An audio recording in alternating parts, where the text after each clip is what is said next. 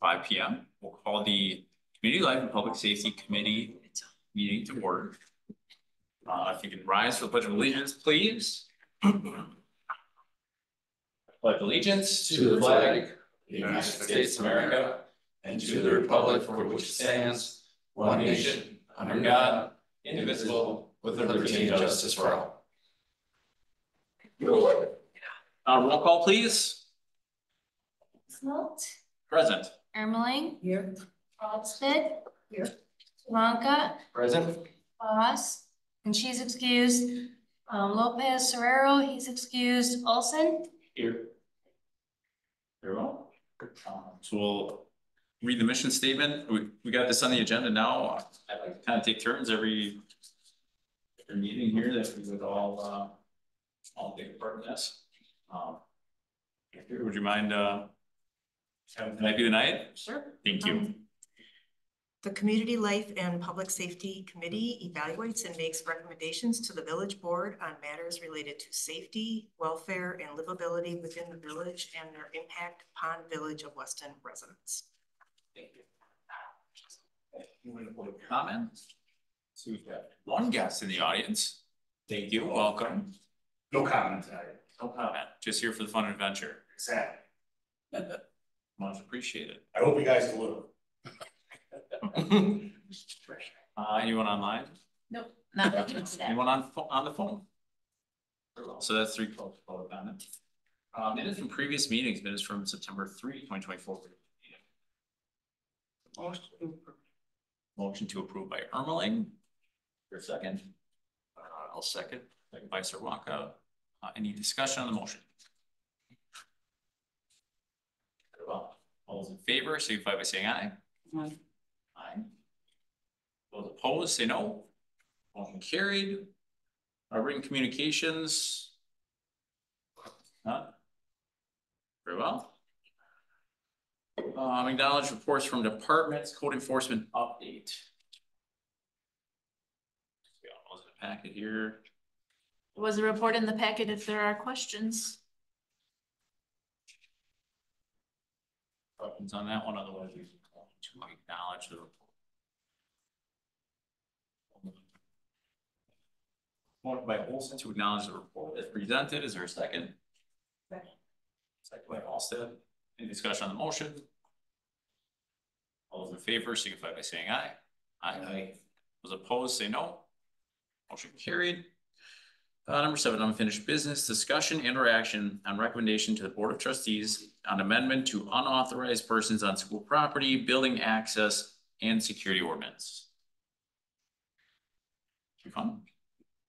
Sure. Did we have a copy of that ordinance?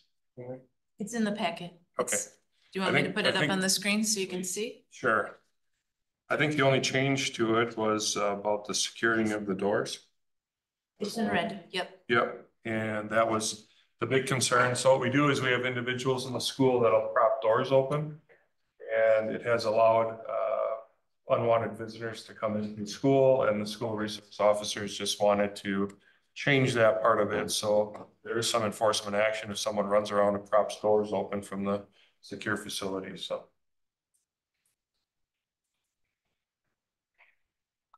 Questions or discussion on that?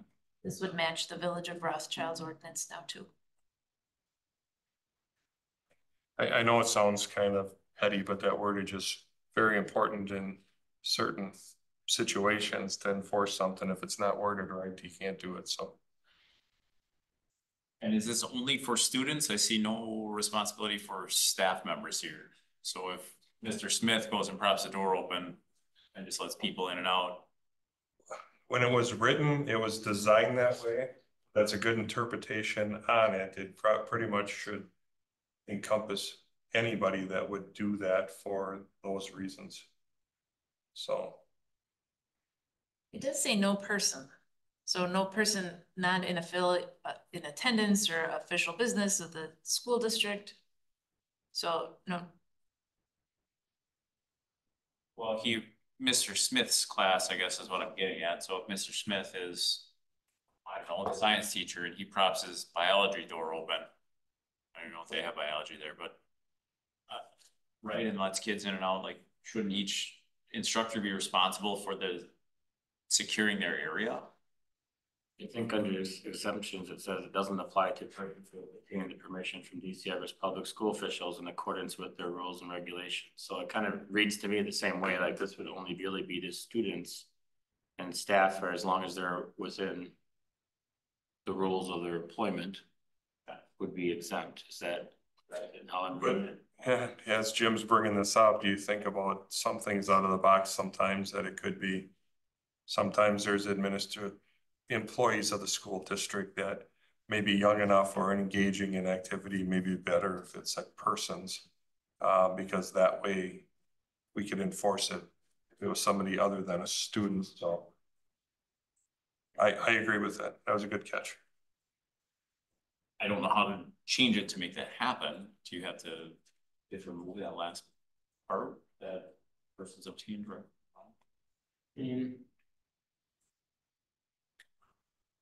Could you just add the word students or other person? Something to that aspect, so it broadens it out. Could we just say anyone? That would be fine too.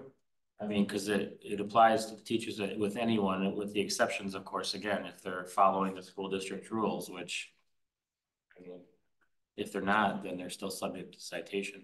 Correct. I would agree with that. How is that different though than no person not in official attendance or on official business with DC Everest School District shall enter into any public, like how would that, because if you're on official business of DC Everest, that's under the exemption. So how is no person that's not affiliated not brought up? I don't think you need to change it based off of how I read it, Yeah. because the exemptions are exempting. And if a staff member leaves the door open, they're not following their rules, so they wouldn't be exempt anymore from that. Prosecuted for that. So, I mean, your ordinance is just talking about unauthorized people leaving the doors open. So it doesn't matter if it's a student or a staff member or somebody from the public that does it. Or do you just strike unauthorized persons?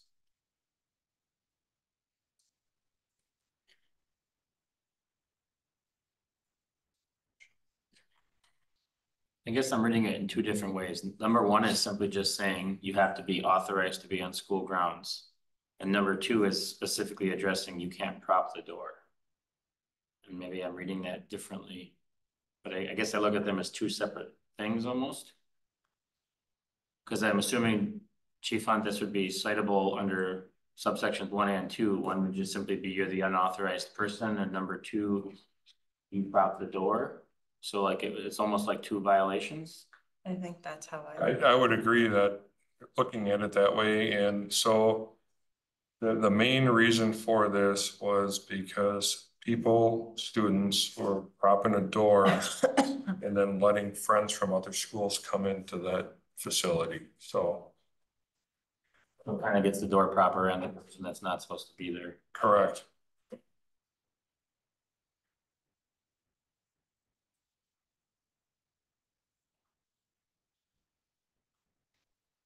So propping of any door and allowing, instead of student, any person access through unauthorized doors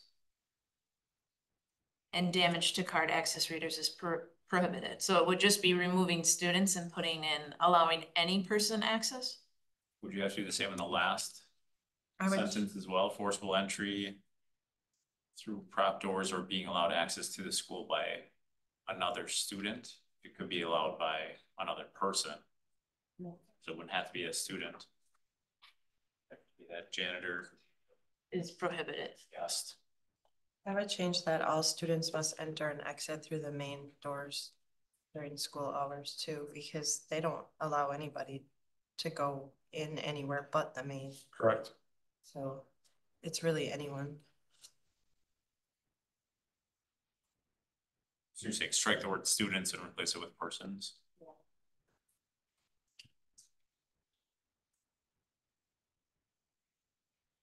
What number is that? It's number two. Number two, Street second places. sentence. Or you can put something if they have a pass. I mean, I don't know if teachers have to go, if they get access through side doors. I think they would be exempt then if that happened, depending if they had something, but this would be the catch-all on it that if you didn't have that, then so.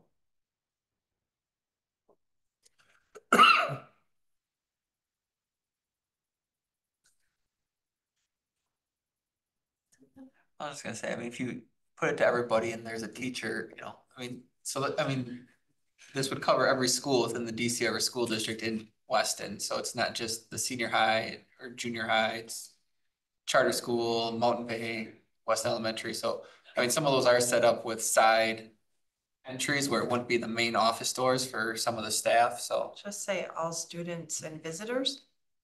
something like that, yeah. I think if you say persons, it would be except, I mean, cause what about the person that, Janitors, yeah, that fills the candy machine? right? I don't know that they still have those. Instead of main office doors, we just put the designated doors.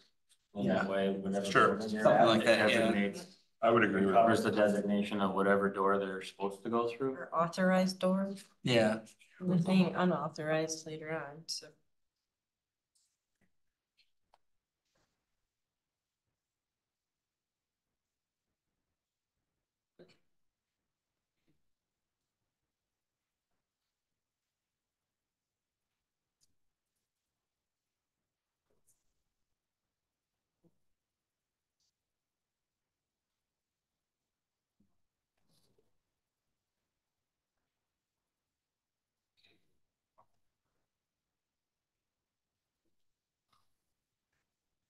So if we took a motion to recommend approval to the board, it would be, we could make those amendments. It could be with those 4 amendments in paragraph 2. Can you reread what they would be, please? Yep. So second sentence would be propping of any doors allowing any person instead of student access through unauthorized doors. All persons must enter and exit through the authorized doors, school doors during the school hours. Authorized main doors through school hours. And then last sentence, by another person through unauthorized doors is prohibited. Anything else on that one? Okay. So we look for a motion to recommend that approval with the changes presented by, or stated by the administrator. I'll make a motion to do the amended version stated by Jamie. Vice or not? Second. Everybody else? For discussion on that. Does anyone need it reread? All those in favor, signify by saying aye. Aye. Those opposed, say no. Motion to amend unauthorized access to the schools is approved. All right. M8, discussion on action on recommendation of the Board of Trustees on adoption of sexting prohibited ordinance. There's some homework here. This was requested of me on the last meeting. I'm sorry for the delay. Sorry to give you guys something to read. We can have a discussion on it if you like.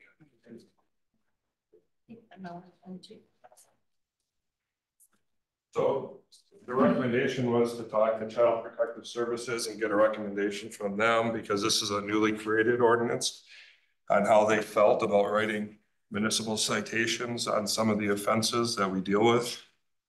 And after you read the letter, we can talk about that.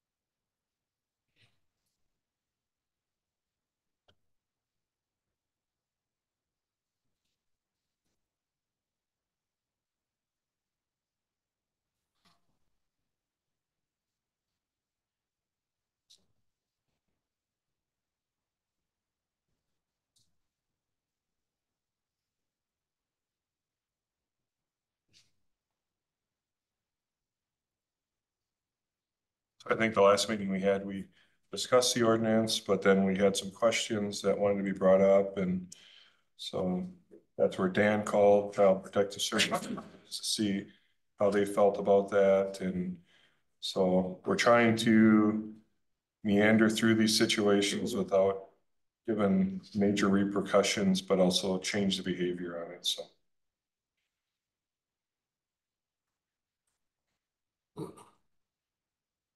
And this, again, is happening daily in our schools. I like how it's written. I guess my only thought, and I don't necessarily know that I have a strong opinion on it, but yes, you know, the lovely state of Wisconsin, you're a child victim to 18, but once you turn 17, you are an adult for all the crimes you commit. Do we want to potentially look at, you know, minor, where it says 1C, it says minor is any person of the age of 18? Do we want to potentially amend that to 17? Because once you're 17, you're an adult, or do we still want the flexibility of the decision being for the officer between that adult felony charge and a potential citation? Other than that, like I like how it's written. It's very specific that it's got to be minor to minor. It's not adults or anything like that. I guess I'm open on that. I think what I kind of read part of that is that they're talking the minor as the victim part of that, but.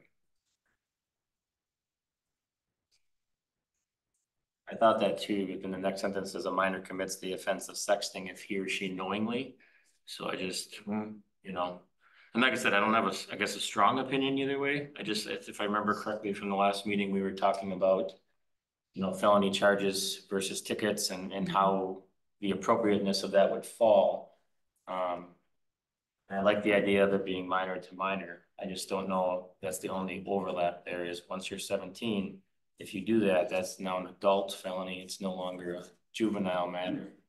So if we didn't, you know, want that there, or if we just want to leave that up to that officer's discretion as far as the appropriateness of a citation, that was my only thought. I would think if it was an 18 or a 16, they would probably go the other route with it, you know. But if it was two 17s, then I'm sure it would just go to the citation part of it. So.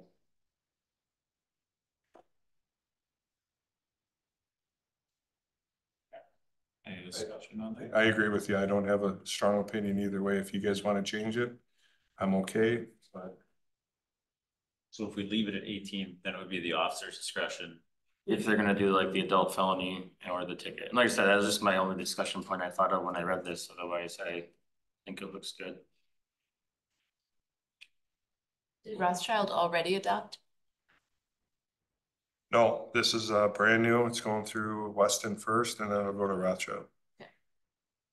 I only ask because then they have to make the correction too if we. Yeah, and on our end of it, it can happen outside of the school setting, but we haven't experienced this yet in our school system like we did in the high school. But it will go to Rothschild, just like the ATV ordinance goes back to Rothschild again for parts of that.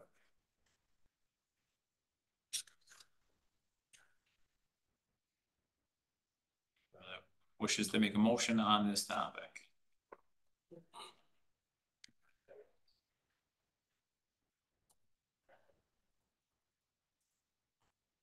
Make a motion to recommend approval.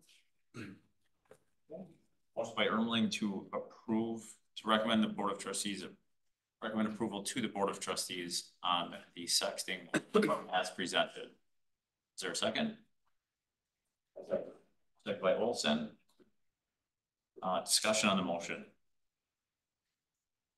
Any thoughts on 18 versus 7? I mean, it's still at the discretion of themselves, how these gonna file it, so. I guess that.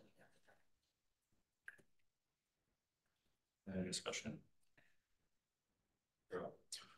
All those in favor of approval of the ordinance as presented, signify by saying aye.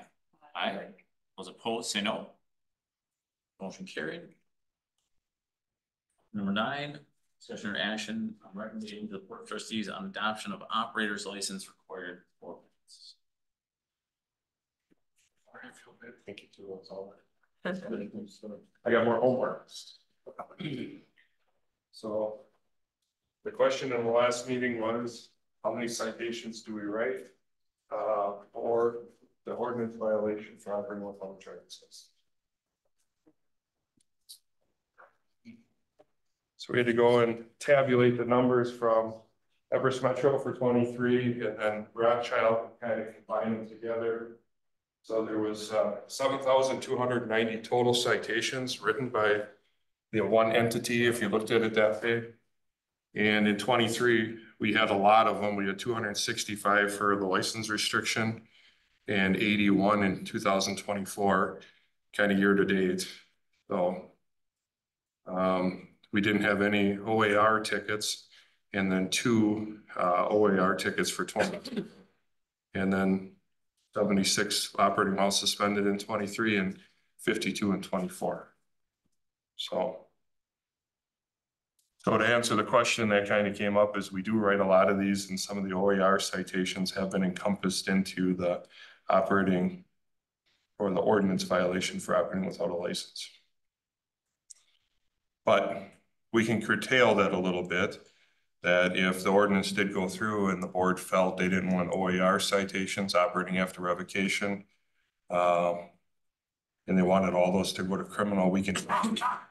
All I have to do is tell the officers you can't write it for operating after revocation. But one of the reasons we write them is it's a quicker adjudication, and the money comes back to the municipalities versus going to the state or other places in the county. So this has already been enacted in Rothschild. We've had it for 4 or 5 years already. So that's why you're seeing those numbers of 265, because those mainly came out of Rothschild for 2023, because we didn't have this here in the Everest Metro jurisdiction. So.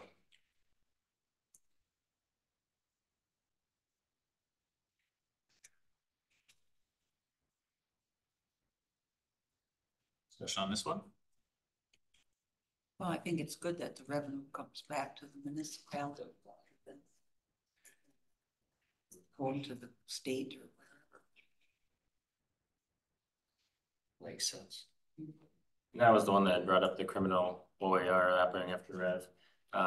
Obviously seeing the use of it, my concern is much less. Because it was just really boiled down to me is if you're revoked for drunk driving and you get charged with criminal OAR, they take your license away longer. Versus if we do the municipal route, they don't necessarily revoke your license longer. But again, if it's been used twice in a little over 18 months, I'm no longer really concerned about it. Any discussion on that?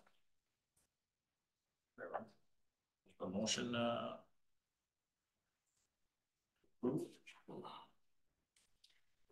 We'll make a motion to approve.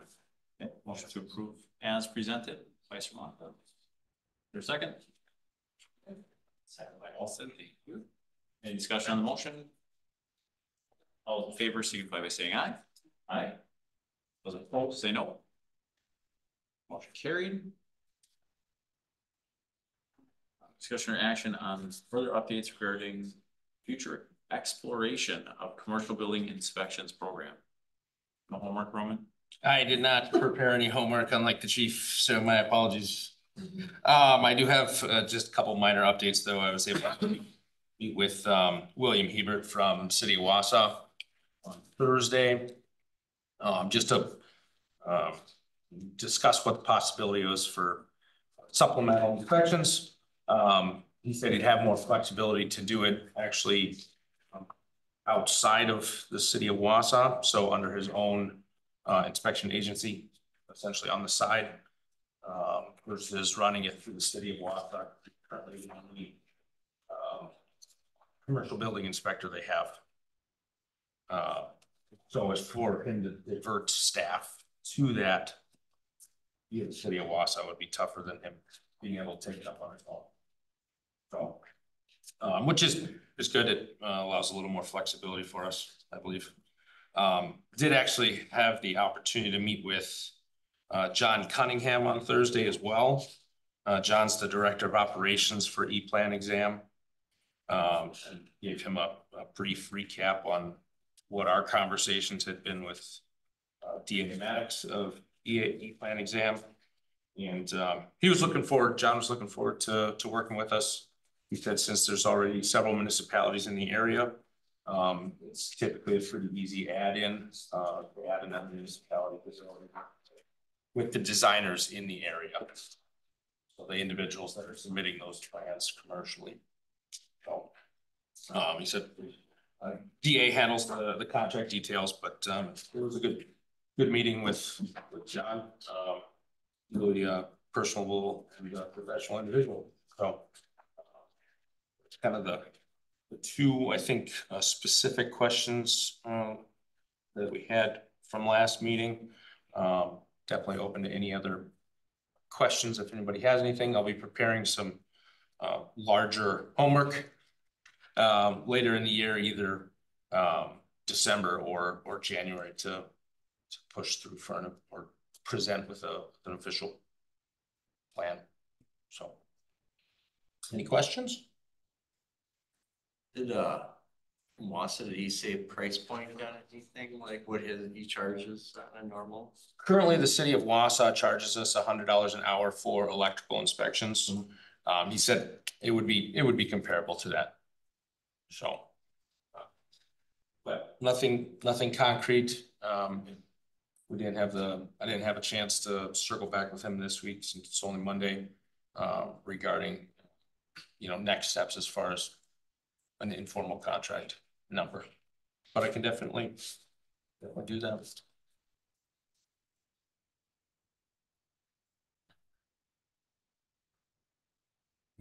So we have to be a, what's it called, designated delegated community? Delegated municipality, yes. And to do that requires us to have a commercial building inspector. Do they physically have to be employed here, or that could be Bill?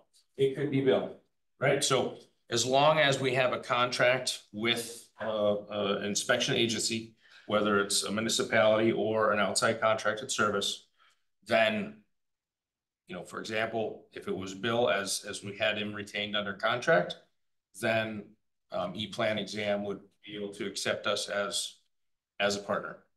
And then part of that is the state then would accept our letter for delegation request. So there's no cost to do that, right? And so really, I mean, baby steps, we could sign a contract with him, turn the thing on with E-Plan exam, and gradually work our way into this until you get certified, or Travis or whoever. Yep. With really little to no negative impact, budget or time wise here, right? We could send it all out there. And who pays that inspection? We do, or Great question. The inspection fees correct would be covered under our permit fees. And does that cover $100 an hour to have Bill come here? We would have to change. We would modify it. Okay. So, and which brings up a good point. I was able to, we're talking with Bill, and I'll have some homework next meeting for you guys, but not only does the plan review process and take care of building plans, HVAC plans, but it also takes care of fire alarm system plans, fire suppression plans. So there's actually 4 revenue streams to tap into there from a plan review aspect. So then we would be modifying the fee schedule to add the permit or inspection fees in for fire suppression, fire alarm system, and then increasing the HVAC inspection fees. Which would all be on Bill, right? As far as he would do all of those. Yep. If it were. Yep. Yeah. The commercial building inspector license covers all 4 of those. And could it be written in the fee schedule that it's at $100 per hour, whatever it takes, and then you don't have to, Absolutely. You're not stuck with this 20-hour inspection that you got to eat the bill? Absolutely.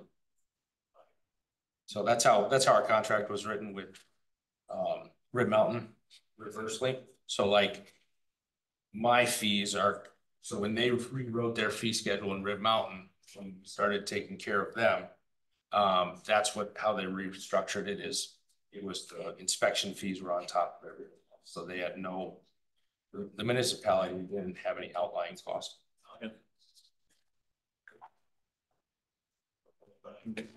Building inspection. Guess you're off the hook until you. Okay. See you next month. Fine. Okay. Moving on to new business, discussion and or action on proposed amendments to chapter 10 animals. The entire chapter was in the packet, just looking to start the conversation if there were items that the committee felt should be looked at further, updated or changed. I have many of them, but I'll let somebody else go first. I had one that I was kind of questioning, 10.108, transportation of animals. I like the first part, says no person may transport any animal in or upon any vehicle in a cruel manner, and cruel's appropriately defined above. Part that I don't like comes after that. The primary evidence is basically gonna be if your vehicle, animals in your vehicle for more than 20 minutes, you are just basically a violator. I don't like that hard and fast 20 minutes is in there. Today's 60 degrees. If I have my dog in my car for 45 minutes with all 4 windows cracked, how is that cruel to my dog? Or yesterday, outside of the village of Weston, of course, I was coming back from my in-laws. We had a stop on the way home and somewhere for half an hour, and I left all 3 of my dogs in the car with the car running with the air conditioning on. But because I'm over the magic 20-minute designation, I'm treating my animals in a cruel way. So I guess I'm kind of concerned about that part. And obviously in my employment, I've responded to many hot dog calls and all those different types of things. And again, I have 3 dogs of my own, but I think we're overstepping a little bit when we've just determined that magically 20 minutes is the cruel cutoff. Because if it's 85 degrees out and your dog's in the car for 20 minutes, it might already be dead. I think we need to leave it more along just the cruel manner and take out that, you know, the primary piece of evidence is going to be if you've passed that magic 20-minute benchmark. I agree with that. Because we respond to those all the time and the time frame doesn't really have anything to do with it. It's how the animal's being cared for inside there, whether the air's on or the condition outside. So I agree with that. Would you just recommend striking the whole second sentence? I mean, it makes it a very small section to just say that first sentence, but I think with the way cruel is defined above, I mean, I think that covers it, really. Or say it in unreasonable conditions. Yeah. I mean, something simple that's ambiguous that can be defined by the officer. Yeah. I mean, there are people out there that are very huge advocates of animals. You know, if they were aware of this, I could totally see a world where, well, it's been 21 minutes. I'm calling the cops right now. That person's getting a ticket. Like, I mean, it does happen. So I just think we're overstepping with that hard, fast number.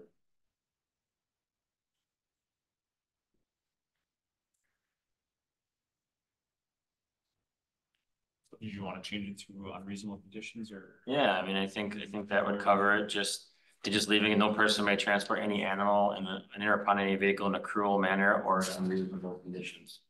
And just leave it at that, because then the officer can apply the temperature and were the windows open, were they not, did the dog have water, how long has it been in the car? So strike the second sentence and after cruel manner on the first sentence. And the Cruel word manner. and unreasonable. And or unreasonable. Or unreasonable. Yeah, something along that line.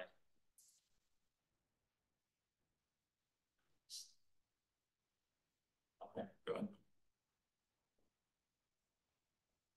Any other, Biggest one I had. oh, okay. Barb, how many you got? Don? John? Okay, 20 minutes. This, like shooting at the caged or staked animals, what if you, say trap a skunk in the backyard? Is that considered a caged animal or is it? Sure is. So you have to drop it off neighbor's house or something? Or let it out of the cage and give it a sporting chance. Oh, jeez. Don't we I take- recommend on Comedic. Yeah, that's, I guess, Depending on where you are, don't you, we already have an ordinance that prohibits the discharging of a weapon at the animal? I mean, really, even if the animal wasn't caged, I don't technically think officially you take any shots at it. We'd be in violation of a different ordinance. That has set up, then they put a tarp. Gas it. They know how to do it without getting squirted. That's not shooting at them, so. Well, that's what I'm saying now. There's different ways, I invited them over to my house once. yeah, it's that bow and arrow, the two deadly weapons. It's considered. Firearm, I guess. Is that bow and arrow considered a firearm? It's just Not firearm. deadly weapon. Or Okay, deadly weapon. Or any Oh, other yeah. deadly weapon. Which I still don't think tarp would count. In 28 years, I've never seen a citation ever issued for that of any kind if someone's getting rid of a, Farming. yeah, a destructive animal of any kind, but if it was somebody else's pet, I think that's more what it's derived for, so. You want any changes on that or leave it?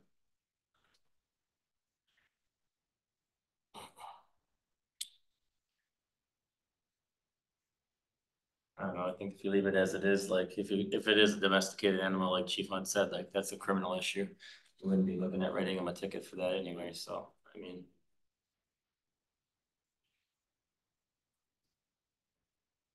Any other ones? Just that. Yet. We'll come back to you. Andrea, anything? The only thing I was kind of searching for out of curiosity, and I think it's kind of in there, but it's not explicitly stated, is, I mean, what is the chickens allowed in the village? I couldn't see It's in explicitly the stating. zoning, it's in the zoning ordinance. So it, So hold that Yes. thought. I'll revisit it in my 3 pages of They stuff. are allowed, but it's in the zoning ordinance because it also is by size of the property. So chickens are allowed, but it is dependent on the size of your parcel. Okay. So that's why it's within zoning. It's an allowed use within zoning. so. So is it implicit in this? There are some references to chickens that have to get tuned up, I think. Yeah, I mean, it just didn't seem, I mean, if somebody was reading this and didn't realize it was in the zoning, then, you know, what is the ruling on chickens, but, or do they get the same care or concern as a domesticated animal?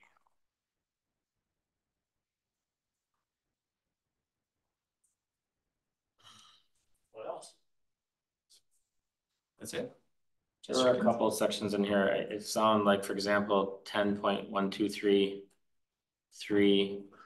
and I think it's B4, B5, where it references the humane officer to be authorized. I know, is that something we want to clean up? I know we don't have that humane officer contract anymore. Is that something that someone else is designated as humane officer now? We don't have a separate contract, but we have humane We have officers. 2 of them. At the police department, they just graduated here in the last couple of weeks. Okay. They went down to Madison, and that was the reason why, and Wausau sent a couple.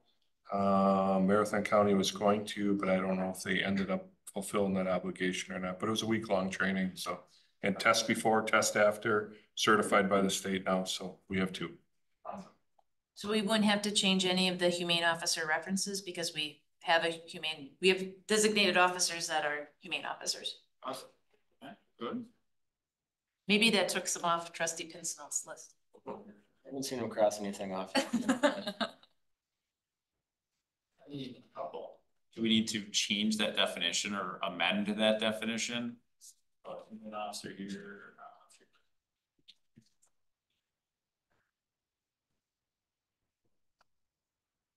person designated to enforce state statutes adopted by reference or local ordinances as they pertain.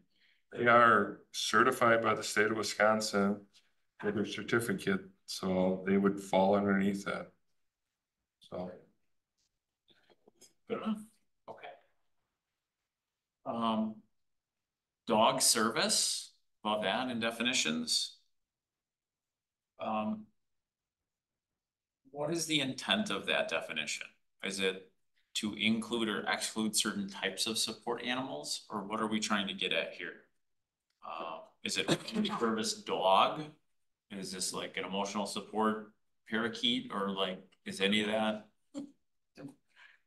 I believe a service animal would not mean emotional support animal. Service animal would carry some certification that they've been provided training to do one of the tasks that's listed in or similar to the definition, but would not include emotional support. I know where he's going with this. Okay. So the ADA, they're kind of another big government outfit, right? They don't have just dogs called out. You have miniature horses in it too.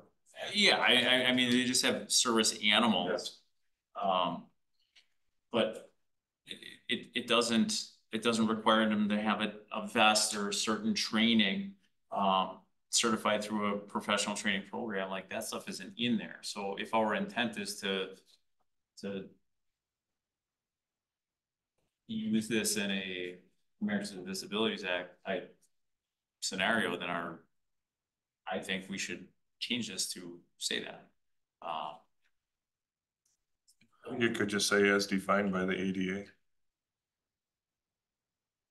But then do we want it to have service dog, or do we need to have it service animal? I would concur that it would be service animal.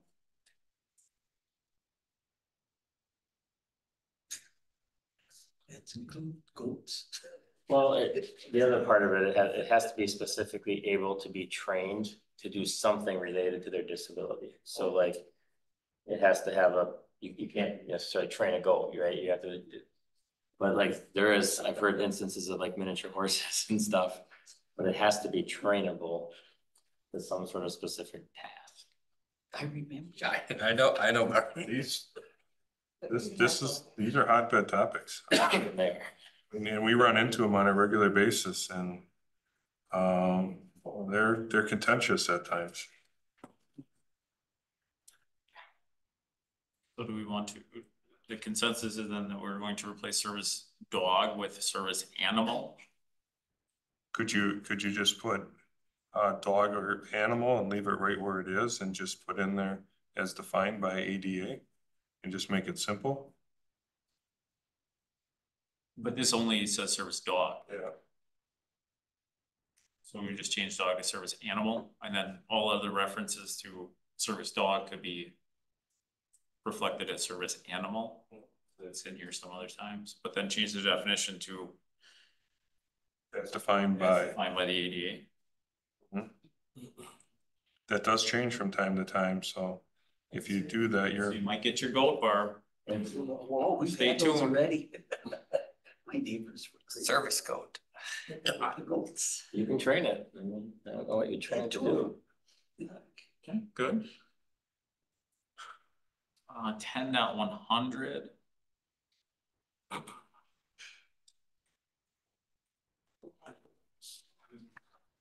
Purpose should include chickens in the description as they now require licensing.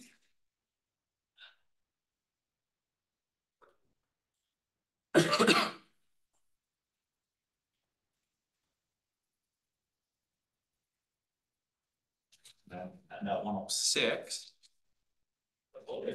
Chickens, I wasn't gonna forget about you.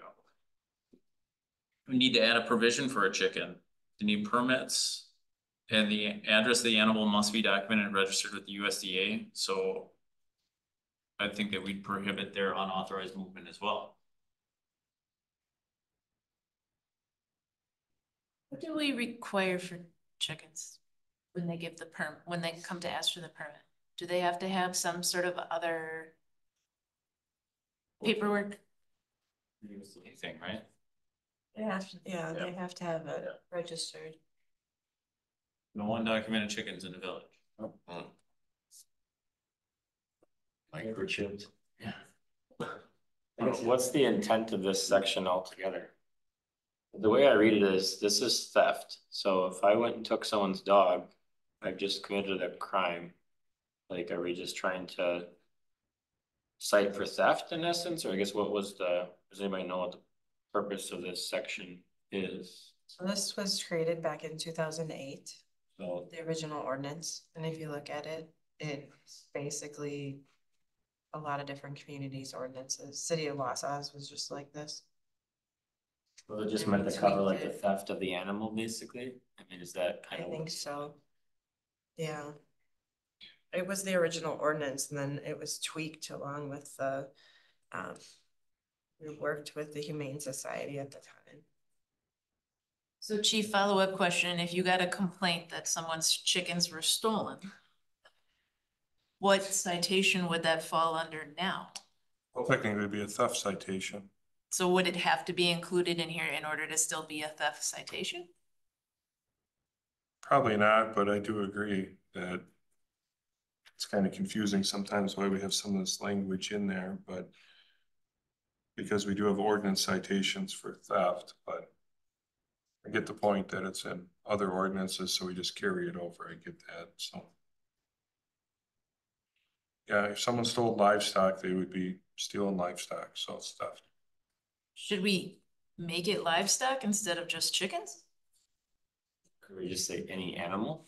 Domesticated animals? Sure. Ultimately, if it's an owned animal and you take it, you've committed theft. I mean, if it's not yours and you took it without consent, so like we just say, you can't take anybody's animals without their consent. Sure. Yeah. And at 113.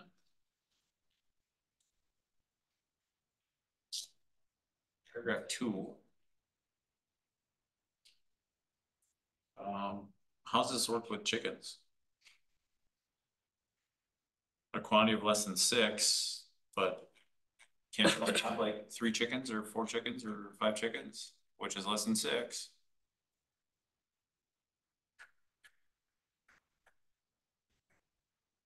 It's for agricultural. I mean, I guess. But you can have chickens at your house right now. You just gotta get them USDA'd and have a chicken inspector come and make sure your house is good for the chicken house and all that, but. And Jennifer's gotta get her $24 or whatever it is, but. What does that look like? We should probably change that to. But we don't allow roosters, so you shouldn't have baby chickens to sell. How do you get a chicken? Like chickens start out as babies. I get it, the store brings them, but they come as a baby chicken. So if this chicken, if I'm starting my chicken pet outfit, right, you get. The roosters, Like, I'm not permitted to have. culpable in this situation though. So if we don't have roosters, how are we getting to baby chickens How did you get this chicken? You went to Ace. and picked it up? Okay, right? And so I don't know, these things have a birth certificate. How do you know that they're 6 weeks old or whatever they are? That's a fallback one. That was in the original ordinance. There was some We didn't strange have chickens then. things. Well, we got chickens now, so we gotta fight the fight. Yeah, Barb could probably remember. This was probably in the original ordinances. How is it defined in the statute? Cause if that's just copying what the statute said in 100. No idea. I haven't done anything with this ordinance since 2008. Here we are.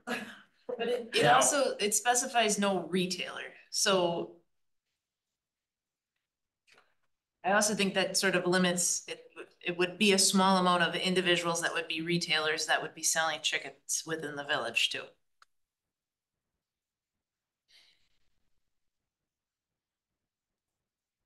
I believe our chicken ordinance license is only required in smaller zoning districts.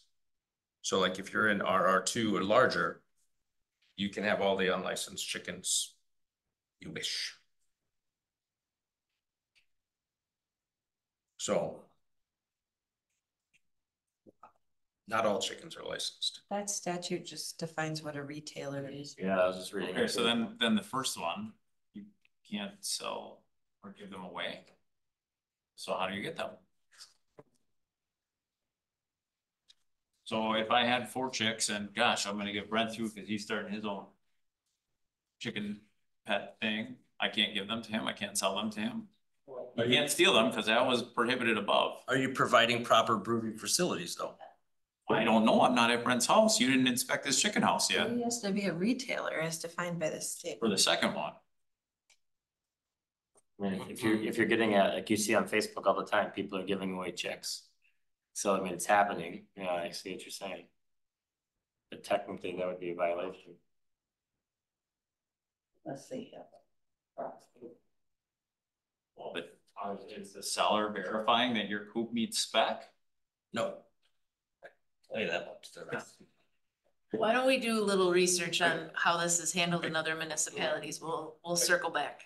I think the reason for that is because they're trying to, like, I have animals at my location, I have to have a premise card from the USDA. So the reason for that is just to ensure that you're not giving away sick animals to infect the planet is what it is. That's why it says that it has to be a proper facility. So that's the reason in here, so that people don't become breeders, and next thing you know, we have a population of bird flu in our community. And if we have a sick animal on our property, we're required by USDA to report it to them. Even for bees, the same thing. And then they have to report it around to anybody in a proximity of so big to make sure that we don't have that. So I know it reads weird, but I know that that's the reasoning behind that part of it, so. We'll come back to that. 10.116. We got cats and dogs, we got no chickens on the list.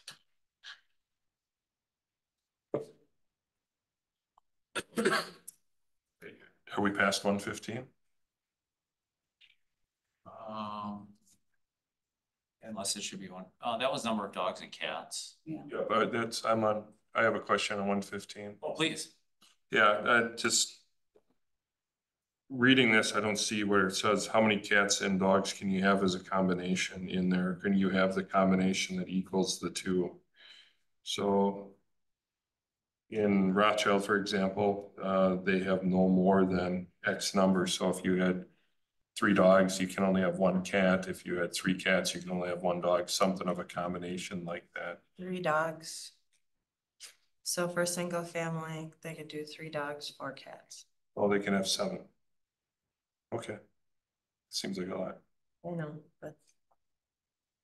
Well, now's your chance to make it less than, So the reason I'm asking is because when we do registration for animals now in the village, we have to make sure that we know that, and I can assure you what happens is some people have more than that, and they try to register more than that. I think that's a lot, but that's just me. That's the new law says was 5, a combination. Combination of 5. It's been a couple of years, but the last I knew it was 5. So ours is like no more than 3 dogs, but a combination of no more than, like Wass's is probably 5. So if you goes the other way too, if you had 3 cats, you get no more than 2 dogs per se, something of that combination. I just think that that's a lot. 7 is a lot.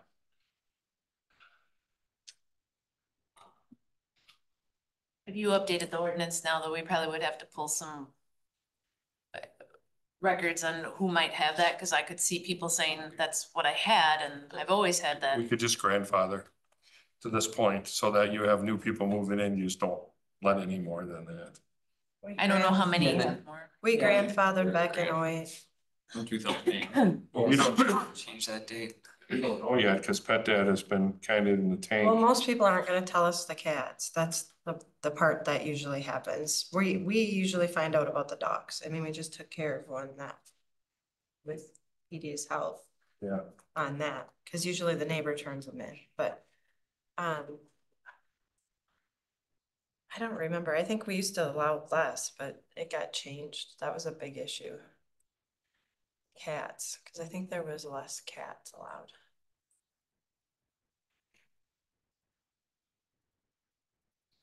What did you guys have where you were?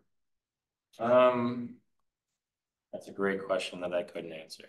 It didn't come up, so I didn't have to read that ordinance.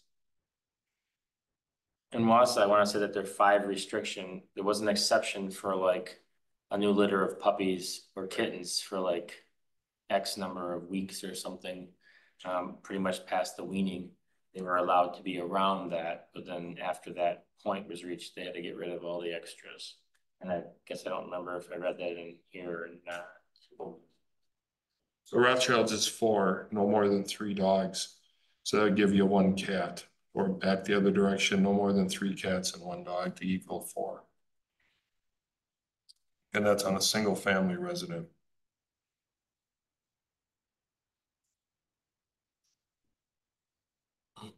Multifamily is no more than 2 adult animals per multifamily.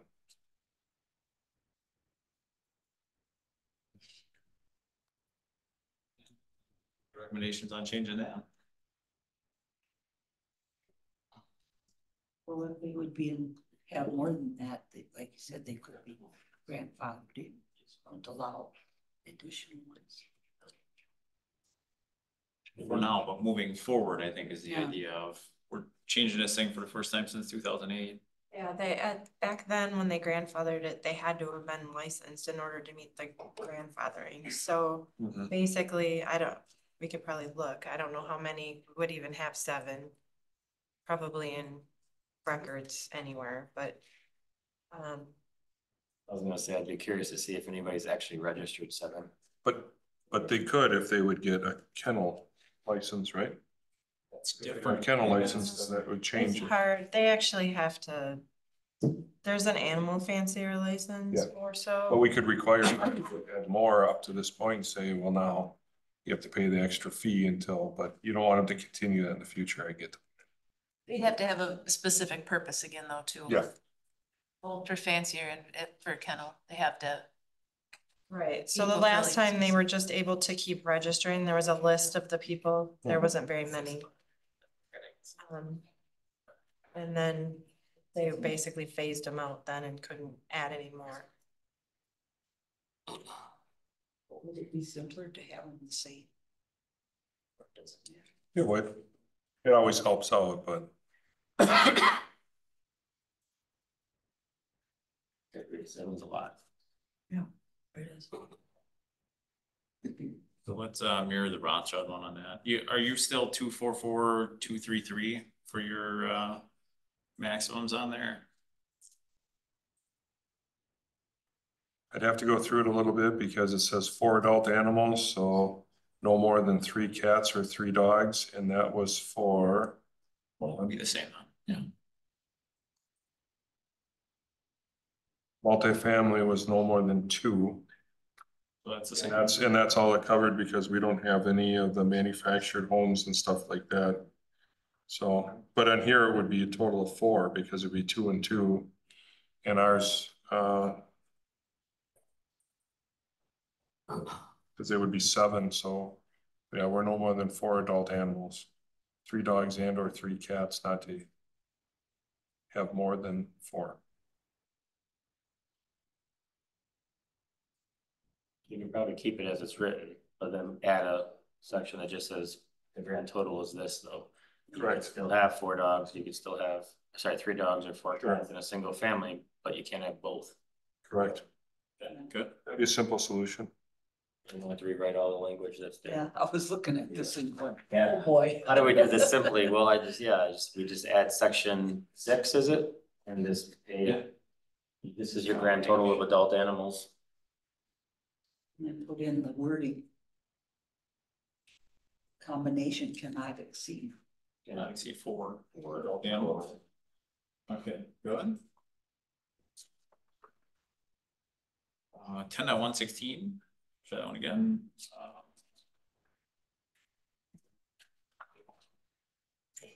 So that's an animal other than a cat or dog, but we have nothing stating chickens. Which then you would have to change this too, because it says no person shall keep more than 3 domestic animals other than dogs or cats to include rabbits, gerbils, da, da, da, da, right? So you can still have your guinea pig, but you'd have to have another sentence that says whatever our maximum chicken count is. You have to allow that. Can't we just refer to zoning?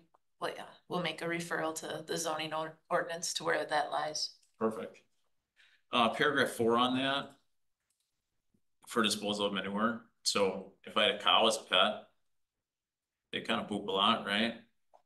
I highly doubt that at your farm you have a fly tight, water tight container for all the cow poo. Right? Like that's not a realistic expectation, I don't think. Are we counting a cow as a domestic animal? Well, it doesn't say domestic, it just says restriction on animals. I guess I was looking at number 1 where it says 3 and shall not keep more than 3 domestic animals. Does that technically apply for the whole section, or is that just for number 1? It says except in areas zoned for commercial use or areas zoned for rural, residential or farm use, so they're exempt. If they can have more dogs, they're more, they can have the farm animal. Go up on the top there in one, right?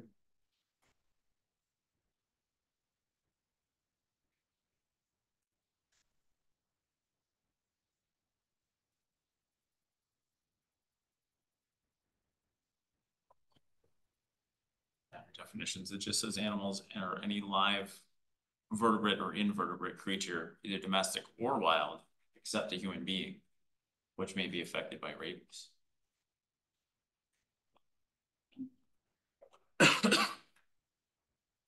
Put that section in there again if you had to.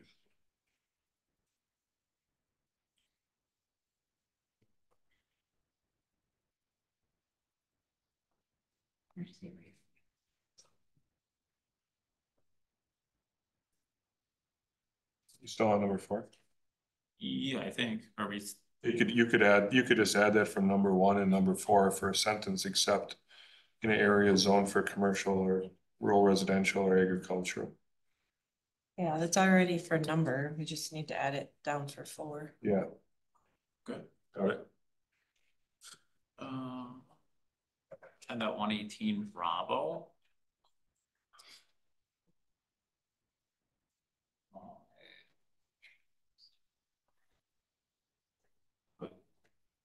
It would be 2 Bravo, I'm sorry. And 3 Bravo. We need to add chickens. We have no outdoor standards, because I don't think chickens are permitted inside, are they?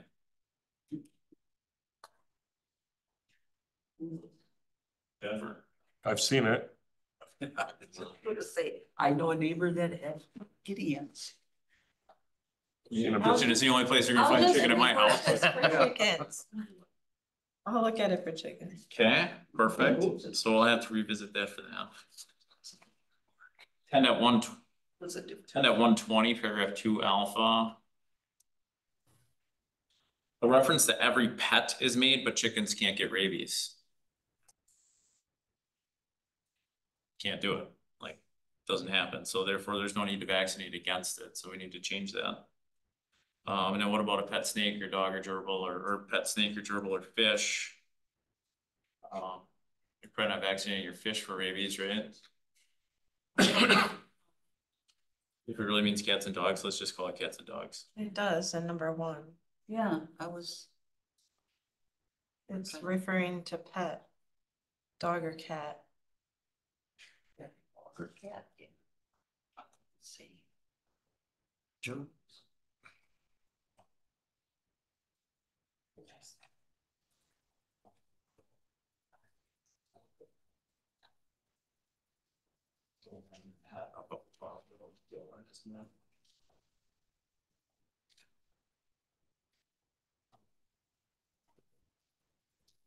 That means any animal pet for pleasure rather than utility, which may or may not be susceptible to rabies.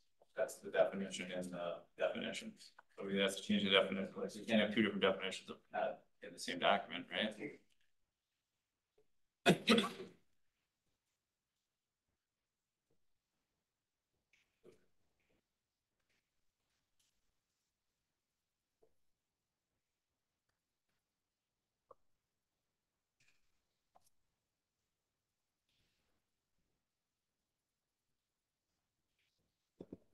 probably be solved by removing the words here and after pet. Strike that. And then have it say cat or dog and all these other rabies vaccination requires instead of pet. Then you wouldn't have to change the definition of pet. Because really that's what we're talking about, right? Is vaccinating cats and dogs for rabies. Dog or cat. Okay, good. And 121.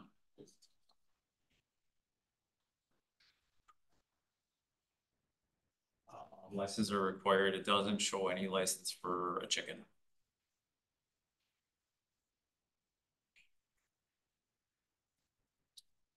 I'll have to add that. Are any other animals required to be licensed? No. Goldfish, gerbil, potbelly pig, any of that stuff? Don't matter. No. Yeah, cool. Okay. Jen, do we have anything for pigeons? There's something for pigeons. It's somewhere because somebody wanted them. That was a long time ago. Yes, it's under zoning somewhere, isn't I it? think it's under zoning. Yeah.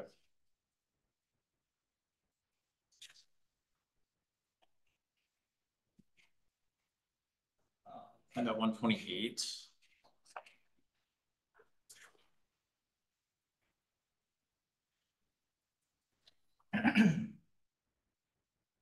Paragraph 1, the word excretia is used. Excretia is urine, sweat, but especially feces discharged from the body. Do we actually really mean poop here? Or are we talking about feces, or do we actually really mean sweat and urine as well? Because if we do, it changes. I think it was worded wrong in there.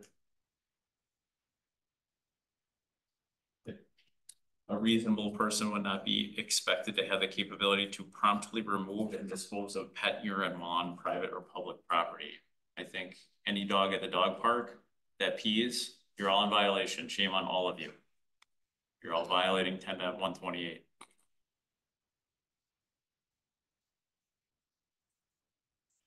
So what do you want that to say? Let's just say poop or feces. Feces. Everyone poops, Yeah, right? It's acceptable.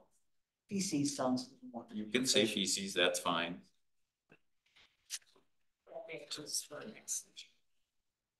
So 10.128, paragraph 2. We'll strike excretion and replace with feces. And then we probably need some clarification on that too, because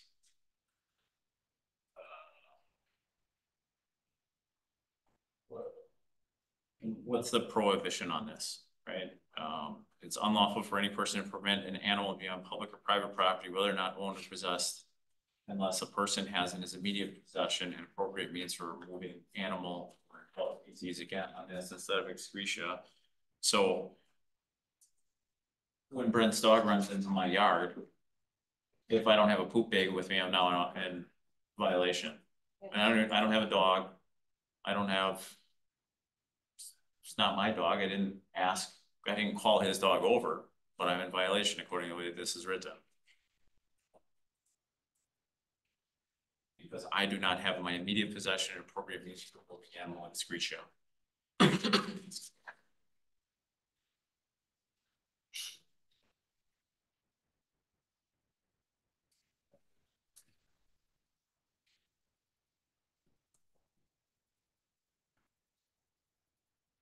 Well, that's not 2 and 3, I guess.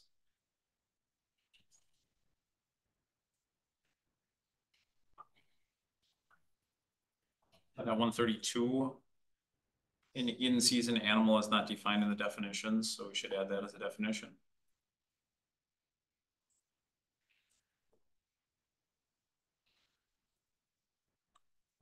And at 132.01, community cats. 8 and 9, animal control authority is not defined. It probably means humane officer, but I don't. First animal control authority, now the Humane Society.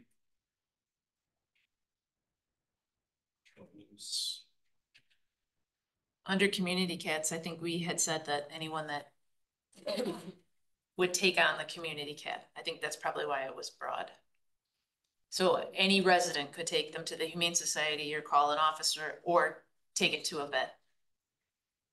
So do we need to reword animal control authority or make a definition for that of a good person fixing the cat problem?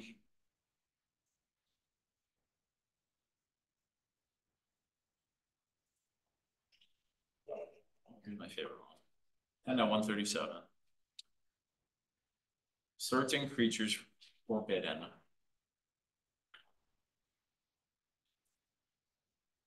So it's comforting to know that we have certain creatures that are forbidden. However, we talk about dangerous animals in the definitions.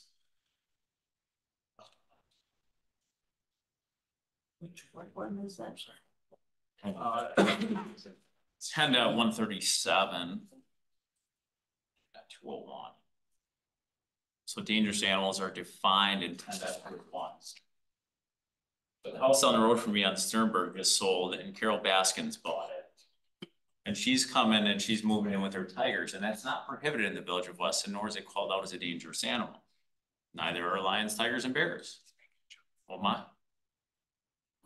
So if we actually really want to prohibit dangerous animals or forbidden creatures, like all of the animals that you don't want, you're like venomous snakes or other weird stuff.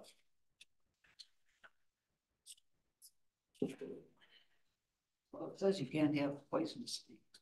Okay, perfect. Wolves. How about my cheetah or my spotted lynx or I don't know?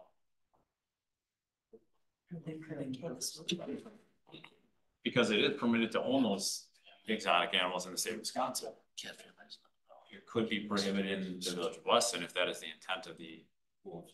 I can get you an update on that. We do have that in ours. Thank you. What number was it again? Under 201? 201, yes. 301, 10.301.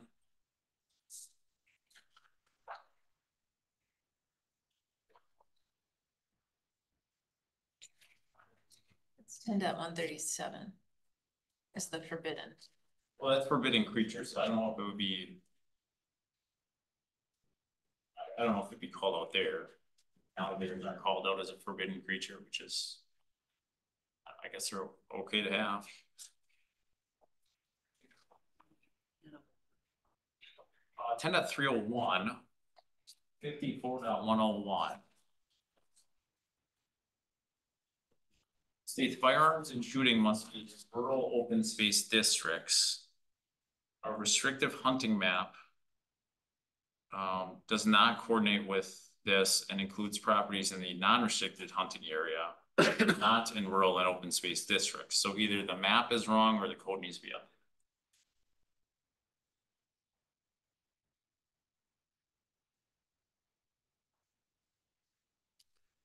updated. Guessing it's a map problem, but I don't. We'll look into that. I can't speak to the map, but we'll look into that one. It'd probably be a code overlap. Is there something with bows and arrows by the river? Because there was a change for the bow hunting. I think you have to allow it everywhere. Maybe there was something with the bow and arrow here. Yeah.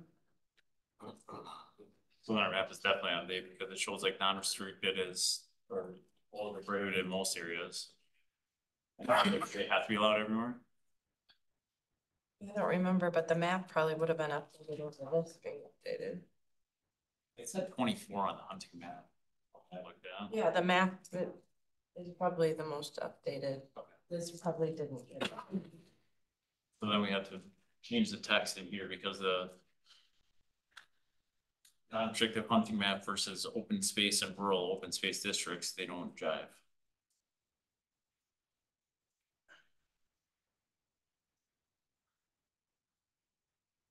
That's all I have.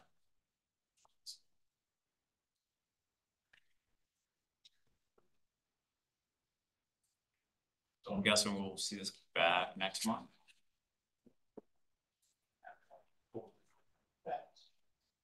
Any other changes or discussion on chapter 10 animals?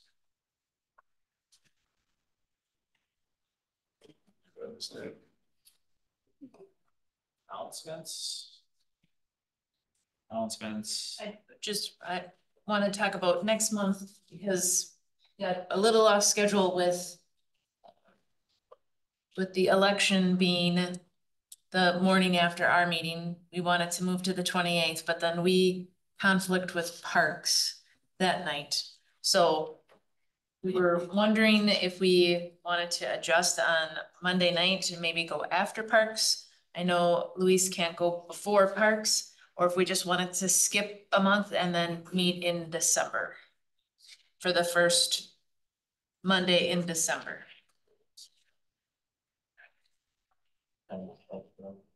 They would run at least from 5 to 6. They might go a little bit over, so it would just be immediately after. So the question is there an objection to running the November meeting, October 28th at 6 p.m. or following parks? Correct. Works for me. Okay. And Barb, are you in? Yeah, I'll be here for parks, so I think we have a quorum. What's it be 6? Okay, 6. That's what you said. Yeah, it'll be approximately 6. 6 or following Parks parks. is 5 Okay. o'clock. Good.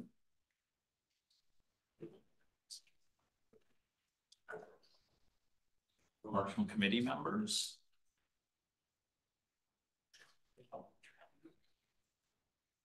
Remarks, excellent. Very good job. Lots of good stuff brought up tonight.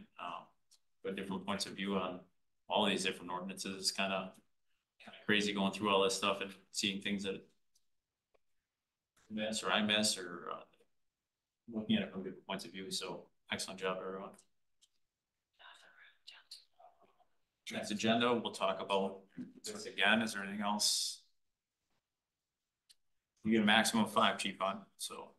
That, 5 items that you can bring to the next meeting, so. I'm good. I did my homework. I'm good for a little bit. Very well. No, and we'll bring commercial building inspection back, right? Homework. Anything else so far? Okay, very well. And then we'll finish slaying the animals dragon until we go on to the next code to go through. Yeah, we can, if you want, we can put the next one in the packet but just focus on animals for a little while, just so we keep it looking forward. Yeah. Perfect. Look for a motion to adjourn. So. Motion to adjourn by Ermeling. Is there a second? Second by Sramonka. Discussion on the motion. All those in favor signify by saying aye. Aye. Opposed say no. Motion adjourned. Meeting is adjourned at 6:18 p.m.